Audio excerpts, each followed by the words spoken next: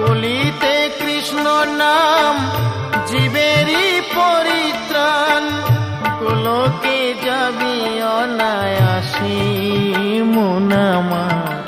কৃষ্ণ মধুর নাম জপরে অবিরাম, শান্তি পাবি রে মন অন্তরে।